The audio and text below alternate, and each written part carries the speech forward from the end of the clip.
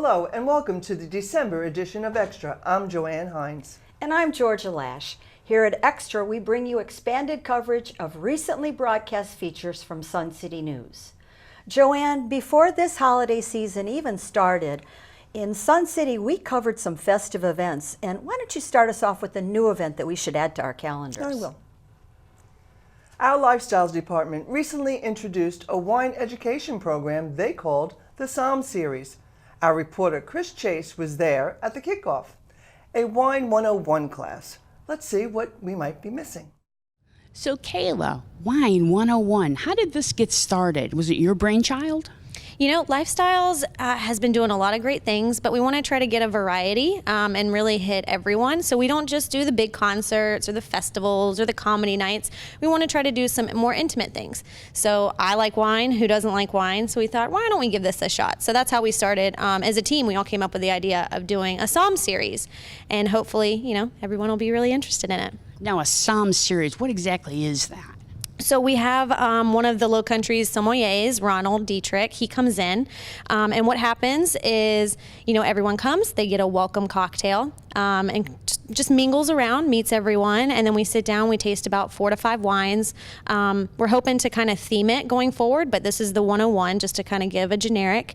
Ron will walk you through just overall the tasting experience and then explain each wine as we go on, and then at the end everyone gets a glass of their favorite, and then also every table has a little charcuterie board, you know, meats and cheeses, and they were paired with the wines that we selected. So just a fun atmosphere with some great people, I think. Now, how often is this going to be? We're hoping to do it once a quarter. So the next one will actually fall on Valentine's Day. So that'll be Wine My Valentine. And we'll try to incorporate like chocolates and stuff. So, but every quarter, hopefully. So, Ron, what is a sommelier? A sommelier is a certification achieved. Pretty much it means that you have to study everything from beer, wine, liquor, cigars, as well as service, and then all laws pertaining to that from throughout the world. So what do you do? I go around, I taste wine, I taste people on wine, I educate, I sell wine. It's one of the passions of mine. Nowhere else or with any other product can you experience viticulture, history, geography, and everything that comes with it. That makes sense. Now, what exactly are you going to do here today? Today we're going to work through what the Court of Sommeliers calls the tasting grid, where we learn how to taste wine both blindly and cognitively. And then we're going to have some fun as far as how the wines affect cheeses and meats and all that sort of thing. Well, it's wonderful. Let's go do it. All right, sounds good. Let's drink some wine. Some things we're going to talk about today is we're going to kind of go to an overview of the history of wine, real quick, kind of why wine's the way it is. We're going to go over the wine law of various regions, and then we're going to go over the tasting grid. The tasting grid is kind of the way that a lot of sommeliers, in particular that movie, deductively taste or blind taste wine. We're not going to do any blind tasting here. The grid is really more of a tool to help you learn and understand what goes on your palate so that you know what's going on with wine. But the very first sip of wine can be a little bit bitter, a little bit astringent. It's not really that good, and that's because your mouth's not prepped for it. When you drink water, you don't salivate. Everybody take a little sip of their Prosecco if they have any left, or wine. Just right now. Just go ahead and do it and see what happens in the side of your mouth.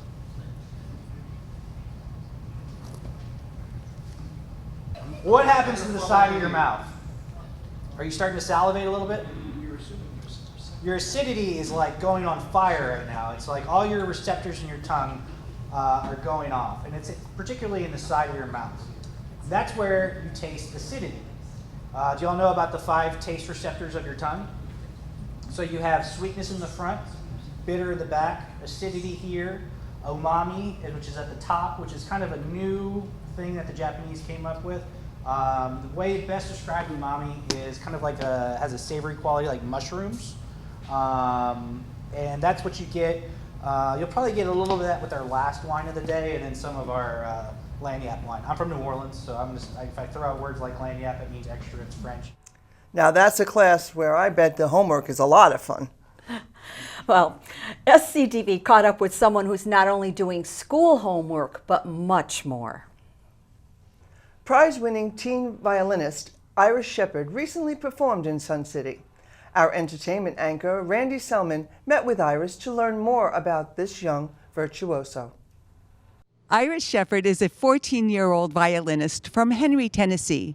She has won many awards and has played with numerous orchestras. However, most recently, she has been a prize winner with the Hilton Head Symphony Concerto Competition. Welcome, Iris. So nice of you to take some time. I know you're very busy practicing for tonight's concert. Well, thank you for having me. It's an honor to be here. So, Iris, most everybody, I'm sure, at home and everywhere else, wonders what age you were when you first picked up the violin. I was 3 years old. My brother started the violin when he was 6, and I immediately fell in love with it, so I thought I'd pick it up too. So, what inspires you to practice, and how many hours a day do you practice? I practice 8 hours a day, and listening to some of my favorite violinists really inspire me to work harder so I can play hopefully just as good as them one day. Wow. So with all this practicing and touring and going to school and downtime, how do you handle all of that? Well, downtime, I don't have much downtime because actually I enjoy working more than I enjoy downtime. It's more relaxing for me, actually. So I balance it by really, sometimes I schedule out my day, and I find that very helpful. So you don't have to be told to practice. You seem to take care of that yourself. I do. I love practicing. It's my favorite. Good. You're an inspiration for all the young people going to see this little TV show that we're going to premiere this week. Tell me, do you listen to pop music at all? I listen to some pop music. I listen mostly to classical, but I have two people in particular who I listen to. I really enjoy Coldplay and Regina Spektor. It's good to hear. Speaking of classical, who is your favorite composer? I know you're doing Bach and Beethoven and a couple of other composers for your concert tonight. Who's your favorite composer? My favorite composer is Bach. I think he was so brilliant in how he composed all of his music. And you are playing Bach. Is that your favorite piece? It is. I'm playing the Bach Chaconne tonight in my concert, and it is my favorite piece ever.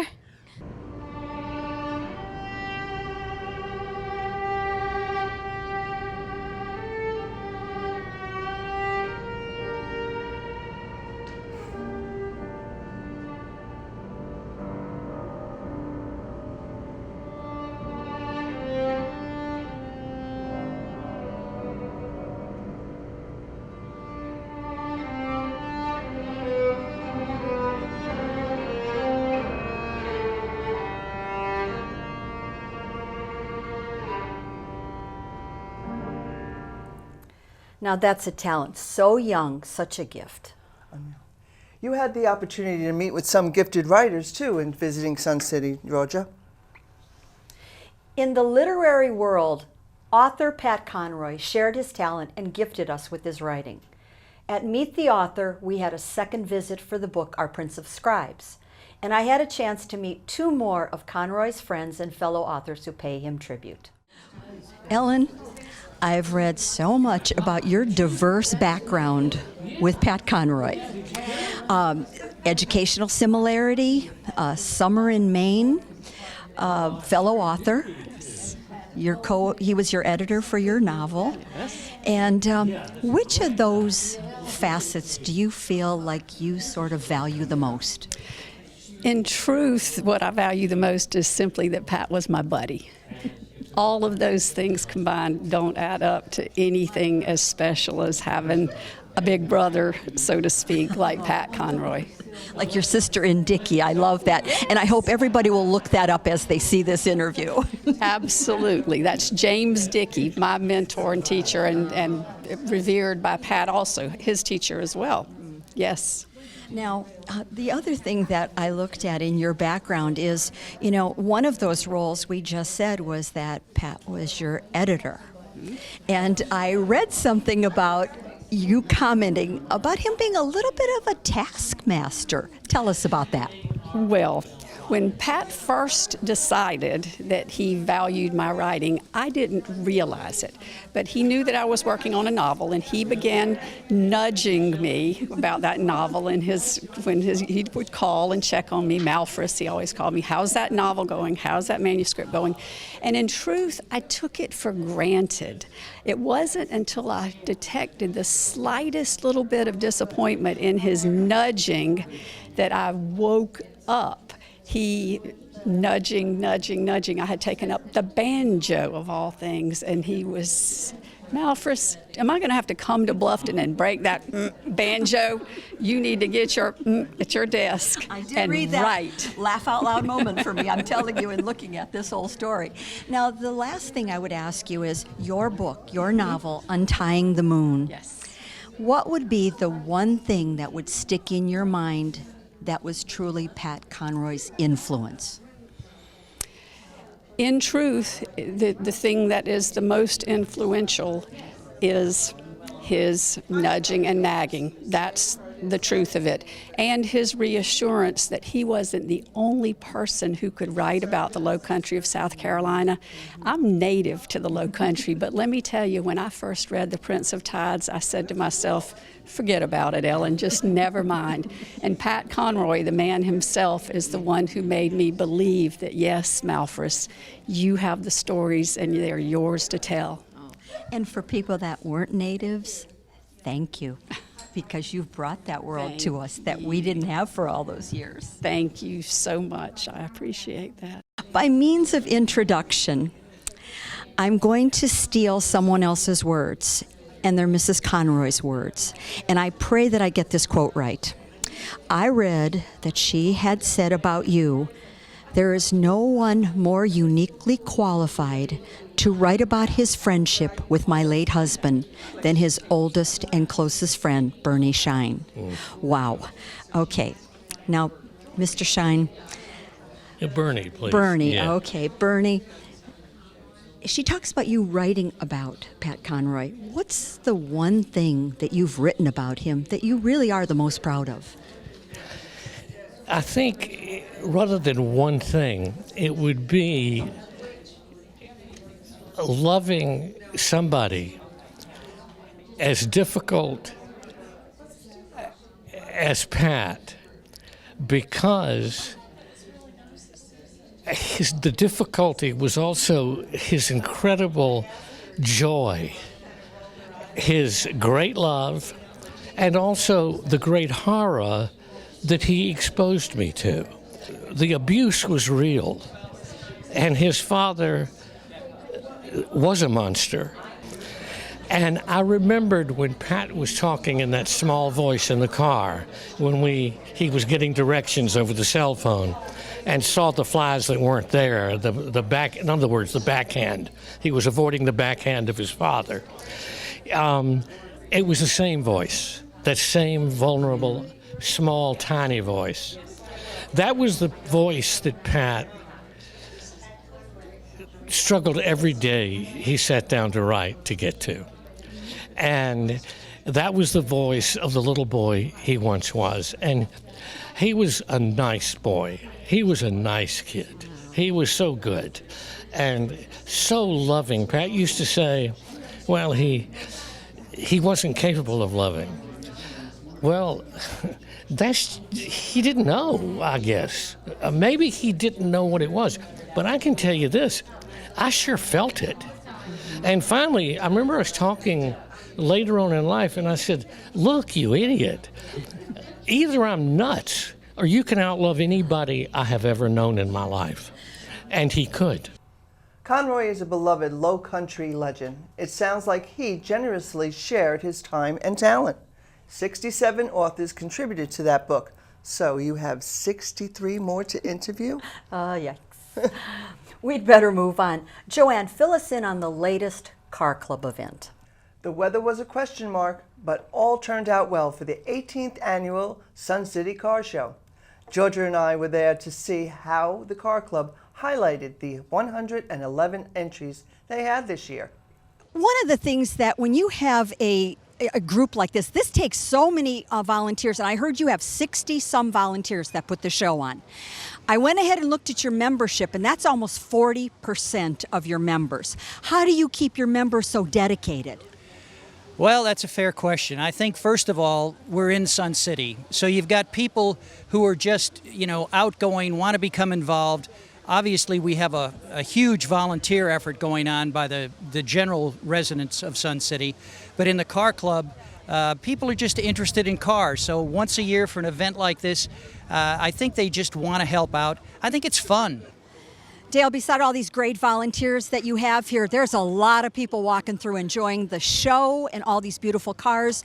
What other ways do you think the car show really benefits all of Sun City? Well, first of all, we try and help out Staying Connected, the on-site charity that helps out the residents of Sun City. And so they're on-site conducting a 50-50 raffle. But beyond that, I think we just provide kind of an entertainment for the residents of Sun City.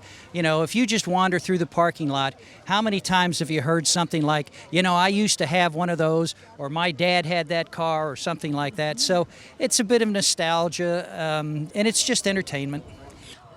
Jim, car shows come in a lot of different varieties. Ours is done by class here in Sun City.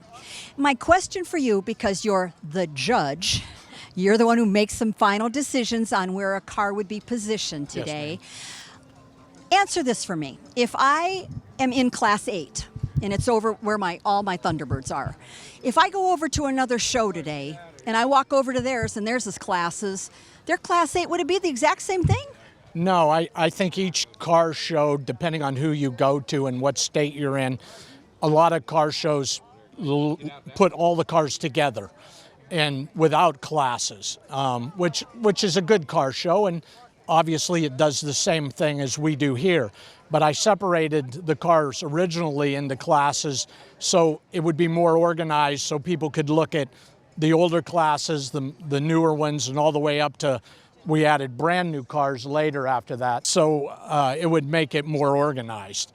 But it's not indicative to just this group. A lot of different car people put the cars in classes, so it makes it easier to look at all the different types of cars in the years they were made. I would imagine it makes it a little bit more oranges to oranges when it comes to judging. Yeah, and it's easier for people who want to look at a certain type of car. They can look at all of them that are from that year in one certain class so that they understand the differences in how they were restored, or if they're original, or what the people did to modify them. Steve, we are here at the birth year of Corvettes, 1953, but we're going to have in this Class 5 all the way up to 1982. That's quite a span. That's correct. And we even saw the birth of the Stingray, so to speak. That's right. I've read that it was touted as America's sports car. What do you think gave it that moniker? I believe it was an advertising logo for Chevrolet. When the Corvette was being developed, the developer, Harley Earl, wanted to develop an American sports car. And that was his words. Now, I have one trivia question for you. I read how the Corvette got its name. Mm-hmm. Do you know? Yes, I do. Tell us. The GM engineers were trying to come up with executives were trying to come up with a name for it. And it was the Assistant Director of Public Relations who came up with the name in 1953, and it was a Corvette after the French warship, which were small, lightweight, fast, and highly maneuverable. That's just what they were looking for. Awesome, awesome. Well, enjoy the show today. This isn't just a car here today. Looks like we have a whole experience, and that's always fun to see our cars do that. Ray, tell us what you brought to the show today.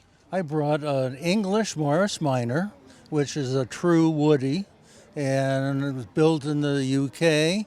They imported very few of them into the US, which is why you don't see any, and which is why I had never even seen one for real. The first time I saw this was when it got delivered off the truck at Sun City. So we have basically in California been stealing the idea that we are the Woody surfer types? I think so. This is the original Woody. They got our idea from England. I say ours, I'm not from England. Now, Beverly, is this a car that you enjoy taking to shows? Is it a daily driver? It's not a daily driver. We do take it to shows. Ray takes it out about once a week to keep it going. If you'll notice that the steering wheel is on the right-hand side, so I don't drive it.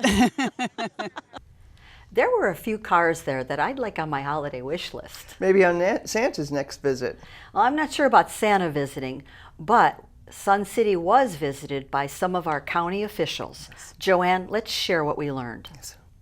Residents heard from Jasper County's Administrator, Andrew Folcom, and from Beaufort County Treasurer, Maria Walls.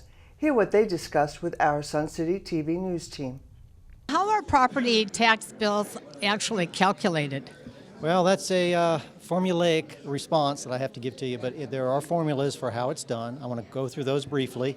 I'll have the presentation so everyone can have a copy of that if they want to go back and look at their own tax bills. I'll show how the properties are assessed, and then how they're valued, and then how the tax bill is generated, and then how it's distributed. And so what services do property taxes actually pay for?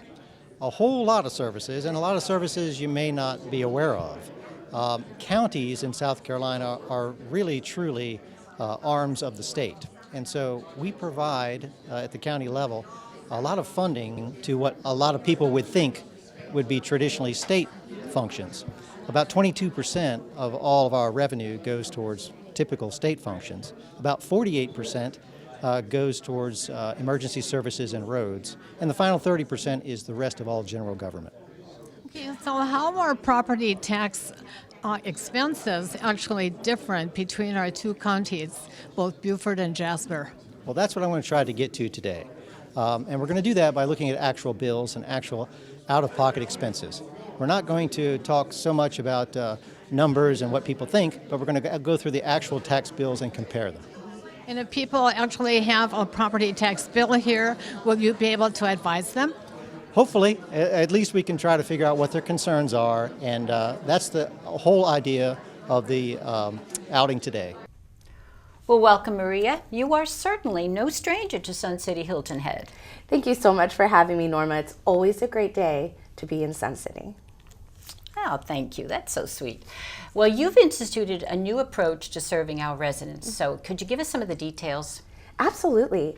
We have had the amazing opportunity to work with the leadership of Sun City Homeowners Association to provide services to the Beaufort County residents of Sun City. As the Treasurer's Office, of course, you'd know that we collect the taxes. And what we're able to do, of course, right here in Sun City, is provide those services so that the residents here don't have to travel to an office to make their payment. They don't have to travel to an office to ask a question. Our staff are here every month so that we can hopefully provide a more convenient service for the residents here in Sun City.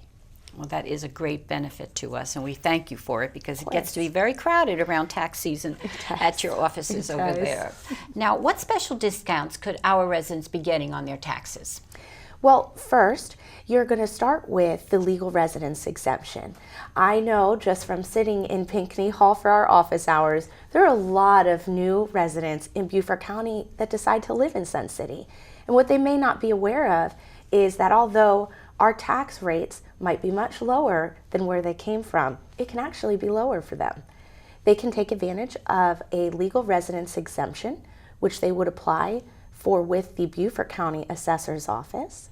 And once they're approved for that, if they are, they can apply with the Beaufort County Auditor's Office for a homestead exemption. There are many states that have a homestead exemption. It's a little different in South Carolina because it's an extra discount that they can receive. So what payment options are offered? Well, first, the payment options that are offered are going to be right here in Sun City. The second Tuesday of every month, 9:30 to 3:30, right here in Pinckney Hall. So your residents can come on by, bring their bill, and we'd be happy to process their payment right here, and they can go on with their day.